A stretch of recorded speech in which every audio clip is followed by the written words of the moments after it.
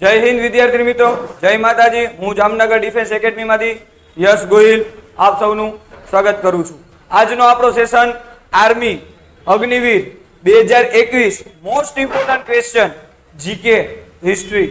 Okay, time न बगाड़ता આપણે આજનો સેશન ચાલુ કરતા પહેલા એક વાત, दरिया में आ ही चुके हैं, दरिया में आ ही चुके हैं, तो चलो नापते औकात, चलो नापते औकात ऑटो की। दरिया में आ ही चुके हैं तो नापते औकात ऑटो की।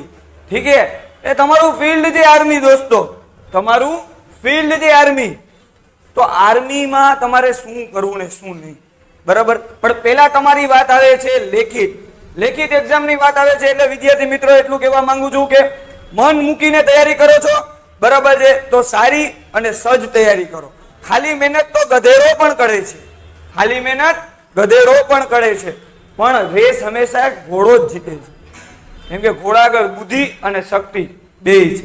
તો તમારે પણ એક એવા ઘોડાની જેમ કામ કરવાનું છે જેમાં બુદ્ધિ અને શક્તિ બેયનો ઉપયોગ કરવાનો છે। રનિંગમાં ઘોડાની જેમ હાલવાનું છે અને બુદ્ધિથી હાલવાનું છે, बराबर है। चलो विद्यार्थी मित्रों, आज नो आपणो सेशन टाइम न बगाड़ता चालू करिए। इंडिया गेट किस शहर में स्थित है? इंडिया गेट किस शहर में स्थित है? मुंबई, आगरा, जयपुर, दिल्ली। इंडिया गेट कहां पर स्थित है? बधे विद्यार्थी मित्रों आवो क्वेश्चन आवड़तो ज हशे, पण इंडिया गेट भारत की राजधानी इसलिए नई दिल्ली के राज्य पथ पर स्थित है। 42 मीटर ऊंचा और 9.1 मीटर चौड़ा। अगर आपको आंकड़ाकीय माहिती के जाल में आपको फंसाना चाहते हैं तो ऐसा क्वेश्चन भी निकल सकता है कि हमारी राजधानी दिल्ली में इंडिया गेट का रास्ता कितना लंबा और चौड़ा है, तो 9.1 मीटर चौड़ा युद्ध स्मारक स्थल है।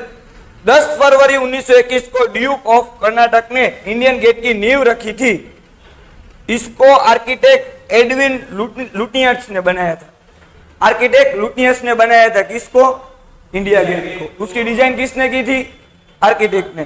ठीक है, ऐसा क्वेश्चन भी पूछ सकते हैं अगर आर्किटेक्ट का पूछा जाए तो। तैयार किया था 12 फरवरी 1971 को यह बनाकर तैयार हुआ था। इंडिया गेट का डिजाइन फ्रांस के पेरिस में स्थित आर्क डी ट्रियोम्फ को समान है, ट्रियोम्फ को समान।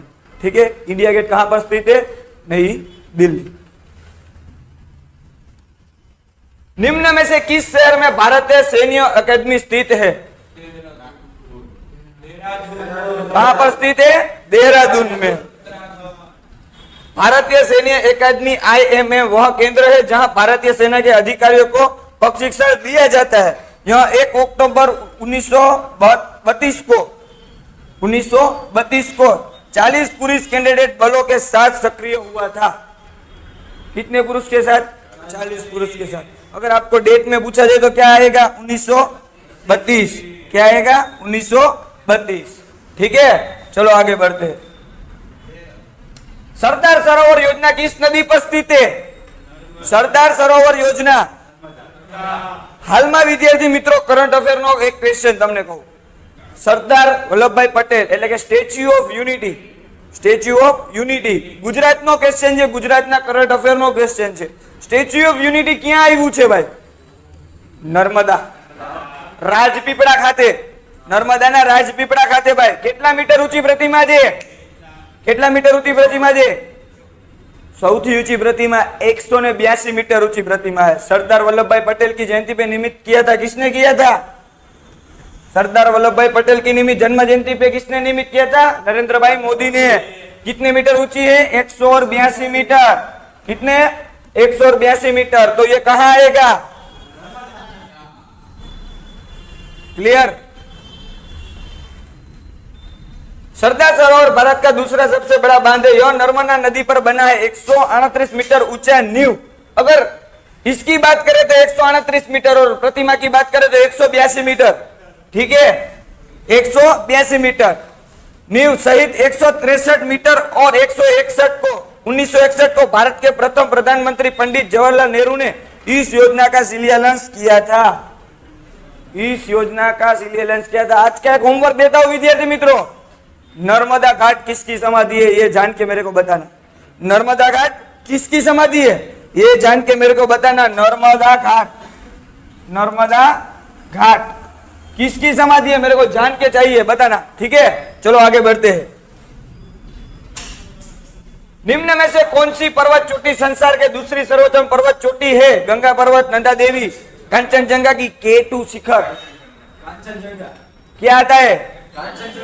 ओके चलो, K2 समुद्र तल से 8,611 मीटर ऊंची है और 28,251 फीट ऊपर। Mount Everest 8,849 metre. देख लो, ये बात माइंड में फिट कर लेना कि कौन सा मीटर कितना मीटर का है, कौन सा पर्वत कौन सा शिखर कितना मीटर का है, ये बहुत मोस्ट इंपोर्टेंट है। अगर वाक्य में जोड़का में आपको पूछा जाएगा तो आपको नहीं आएगा। यस, 0.32 फीट के बाद पृथ्वी पर दूसरा सबसे ऊंचा पर्वत है। काराकोरम रेंज में स्थित है, कुछ हद तक पाकिस्तान के प्रशासित कश्मीर के गिलगित बल्टिस्तान क्षेत्र में और कश्मीर क्षेत्र के चीन प्रशासित क्षेत्र में इंजियायांग के टेक्स गार्गन एंटी में शामिल है। तो इसमें क्या जवाब आएगा आपका? K2।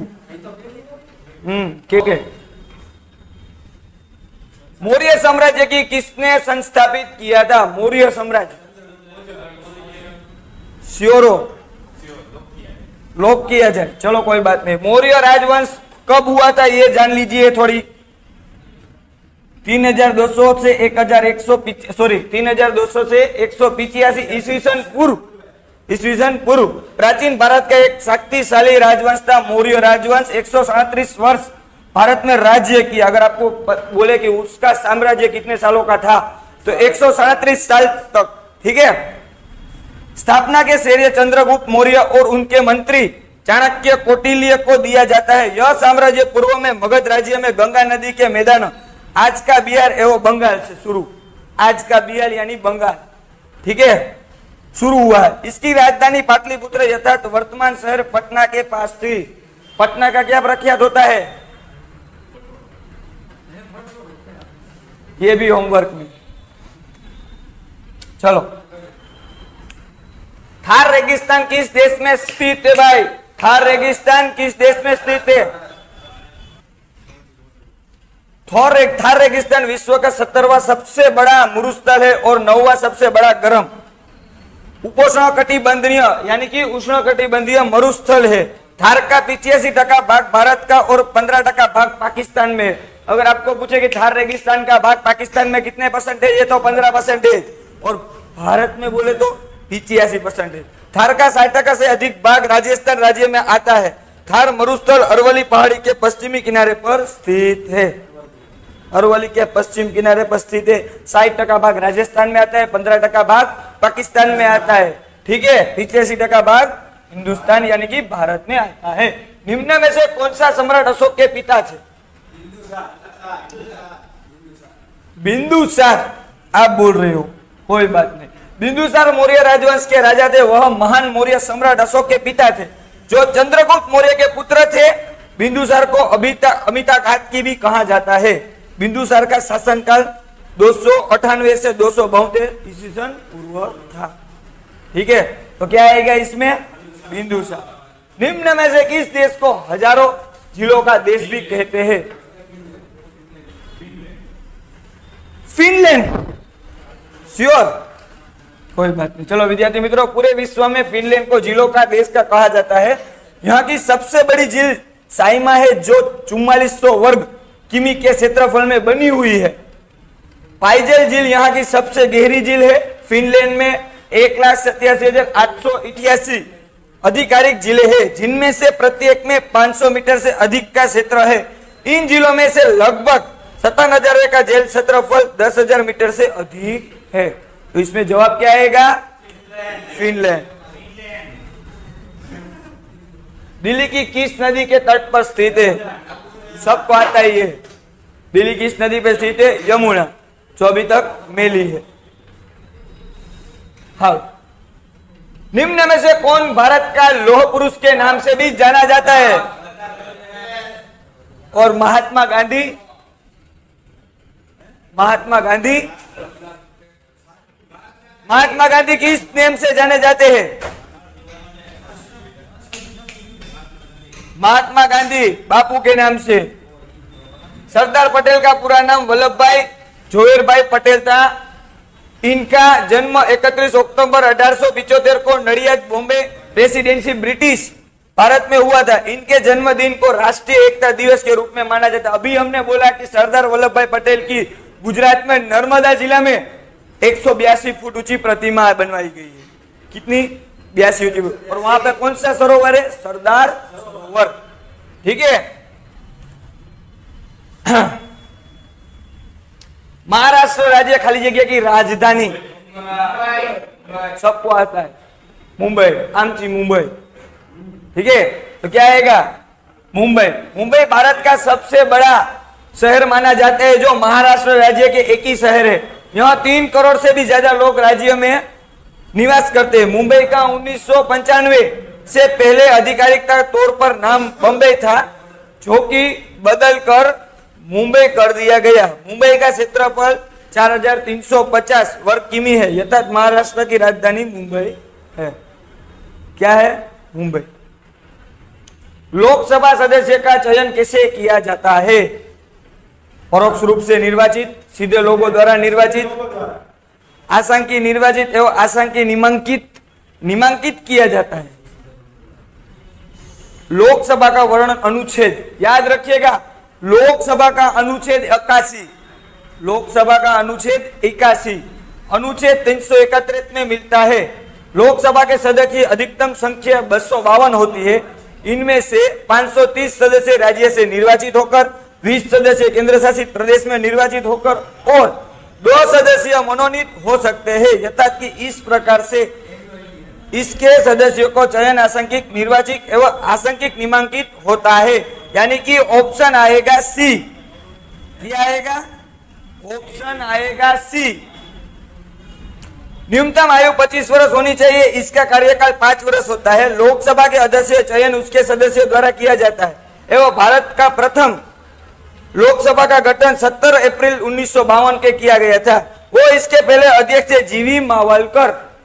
कौन थे लोकसभा के पहले सदस्य? अगर आपको पूछे जाएंगे तो कौन आएगा? जीवी मावलकर। ठीक है विद्यार्थी मित्रों, चलो आगे बढ़ते हैं।